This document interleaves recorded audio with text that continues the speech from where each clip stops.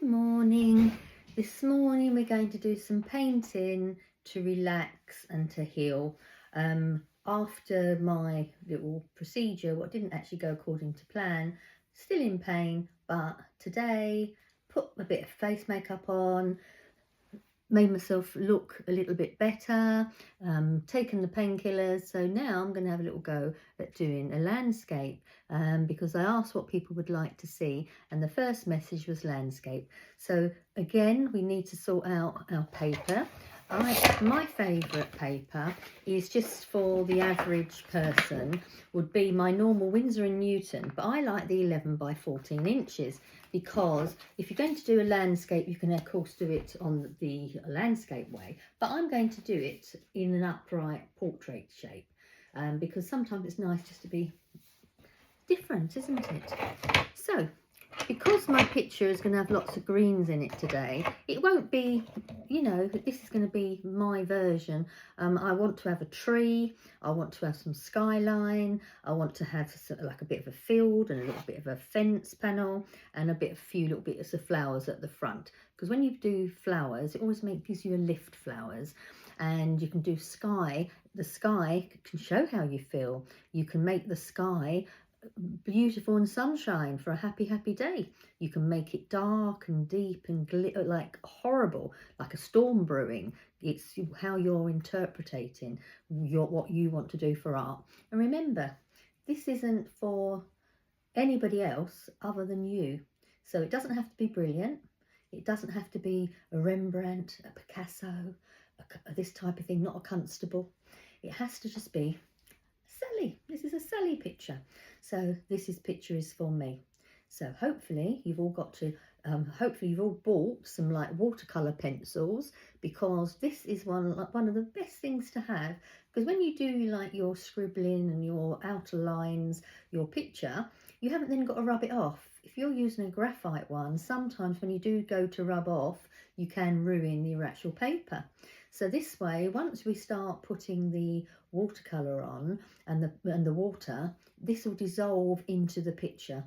And sometimes it doesn't matter if you've got a line showing. So today, because I think there's going to be quite a bit of greenery, the sun shining outside, it's St. Patrick's Day, a little bit of green, we'll have a little bit of green in our picture. So at the moment then, I've got my pad, I've got my green watercolour pencil, and I've got my ruler to make sure I've actually got some horizons and they're straight. I've got one of my favourite sets of paints here on there, and I've got, of course, my Winsor & Newton, my main ones. I've deliberately haven't washed my palette because I'm going to need some like muddy colours for this picture. And I've got all my different ones. My grandson bought me for Christmas some lovely Winsor & Newton, sort of like the little tiny tubes. So there's some colours on there which I'm running low of in my palette. You've got like the lemon hue, and you've also got the beautiful permanent rose pink colour, which, and you know, for the sky, to have this beautiful turquoise will really help, because that is the cerulean blue hue and the ultramarine, which you know I use a lot. So on that note, now going to decide what to do with the paper.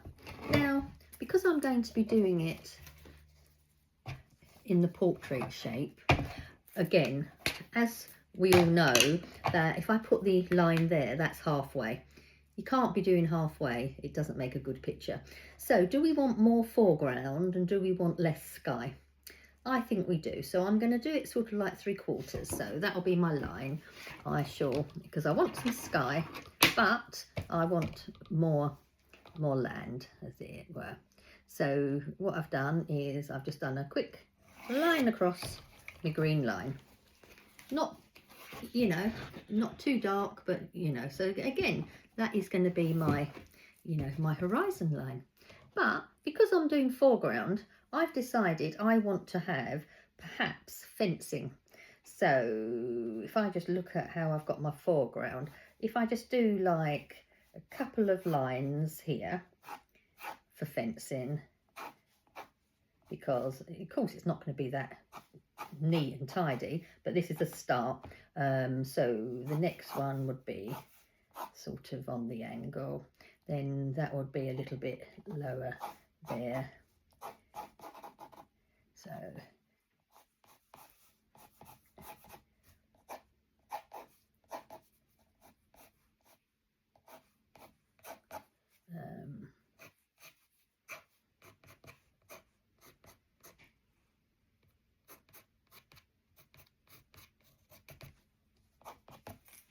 right, okay. So can you see what I've done now? There I go. I've just put like some fencing. So going off large, going off into light. So that gives us a little bit of depth into my picture. So of course this is all just rough, it's giving me the idea. So I will want some sort of like in the background some little trees. I've got little little bits. I will probably want a really nice biggish tree over there, which will want to be coming into the skyline. And just to give an idea of how big my tree is going to be on there. And then of course we'll be having I might have a little building here as well. Make sure it's in sort of shape with the landscape. So right, again, like I said, this is nothing spectacular. This is just the idea of, you know, because if it's all those fencing, there's a reason why it's got fencing on there. And of course, as you know, I like to do my painting not really from a drawing, just from my actual ones. So okay, so there we go. We've just got a tree, a slight building, a little tiny little bit there. You can just about see it. Yeah, there we go. And that's going to be my basis of my picture. So what I'm going to do now is I'm going to go and get the water. So just my normal pot of water, and then I'm going to start getting my colours on there.